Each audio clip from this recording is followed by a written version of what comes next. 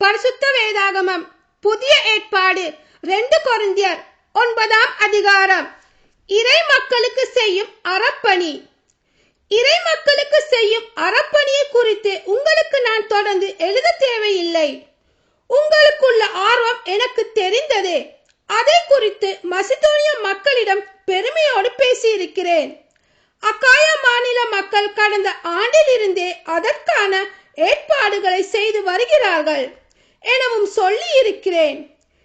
இந்த உங்கள் ஆர்வம் பலரை தூண்டிவிட்டிருக்கிறது. எனவே இந்த அறப்பணியை பொறுத்தவரையில் உங்களை குறித்து பெருமையாக பேசியது பொருளற்ற பேச்சல்ல என்பதை தெளிவுபடுத்தவும், நான் சொன்னதற்கேற்ப நீங்கள் பொருளுதவி செய்ய தக்க ஏற்பாடுடன் இருக்கவுமே இந்த 3 சகோதரர்களையும் அனுப்புகிறேன்.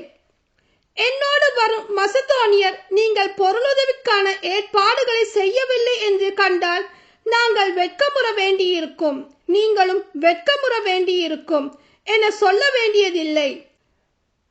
உங்கள் மீது நான் அத்துணை திட நம்பிக்கை கொண்டிருக்கிறேன் அல்லவா? இந்த சகோதரர்கள் எனக்கு முன்னால் உங்களிடம் வந்து நீங்கள் வாக்களித்த நன்கொடையை திரட்டி வைக்க முன்னேற்பாடு செய்தால் நான் அங்கு வரும்போது அது தயார் நிலையில் இருக்கும். அது கட்டாயப்படுத்தி திரட்டப்பட்டதாக அன்றி நீங்களாக கொடுத்த நன்கொடையாகவும் இருக்கும். குறைவாக விதைப்பவர் குறைவாக அறுவடை செய்வார், நிறைவாக விதைப்பவர் நிறைவாக அறுவடை செய்வார். இதை தெரிந்து கொள்ளுங்கள். ஒவ்வொருவரும் தம்முன் தீர்மானித்தபடியே கொடுக்கட்டும். மன வருத்தத்தோடோ கட்டாயத்தினாலோ கொடுக்க வேண்டாம். முக மலர்ச்சியோடு கொடுப்பவரே கடவுளின் அன்புக்கு உரியவர். கடவுள் உங்களை எல்லா நலன்களாலும் நிரப்ப வல்லவர். எந்த சூழ்நிலையிலும் எப்போதும் தேவையானதெல்லாம் உங்களுக்கு தருவார். அனைத்து நற்செயல்களையும் செய்வதற்கு தேவையானதெல்லாம் உங்களுக்கு மிகுதியாகவே தருவார். ஒருவர் ஏழைக்கு வாரி வாரி வழங்கும் போது அவரது நீதி என்றென்றைக்கும் நிலைத்திருக்கும் என்று மறைநூலில் எழுதியுள்ளது அல்லவா?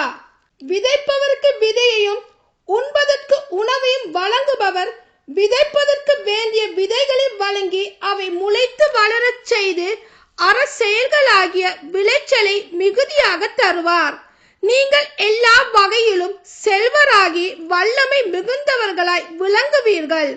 இவ்வாறு எங்கள் பணி வழியாய் பலர் கடவுளுக்கு நன்றி செலுத்துவர். நீங்கள் திருத்தொண்டராக ஏற்றுக்கொண்ட இப்பணி இறை மக்களின் தேவையை நிறைவு செய்வது மட்டுமன்றி பலர் கடவுளுக்கு செலுத்தும் நன்றி நிறைவாக அமையும். இவ்வாறு நீங்கள் ஏற்று அறிக்கையிடும் கிறிஸ்துவின் நற்செய்திக்கு நீங்கள் காட்டும் கீழ்ப்படிதல் புலப்படும். அவர்களுக்கும் மற்ற எல்லாருக்கும் நீங்கள் செய்த உங்கள் பொருளுதவியால் உங்கள் வல்லமை வெளிப்படும். இவ்வாறு அவர்கள் இந்த அறப்பணியின் விளைவாக கடவுளை போற்றி புகழ்வார்கள். கடவுள் உங்கள் மீது அளவற்ற அருள் பொழிந்துள்ளதால் அவர்கள் உங்களோடு நெருங்கிய ஈடுபாடு கொண்டு உங்களுக்காக இறைவனிடம் வேண்டுவர். கடவுளின் சொல்லொன்னாக கொடைக்காக அவருக்கே நன்றி உரித்தாகுக. ஆமீன்.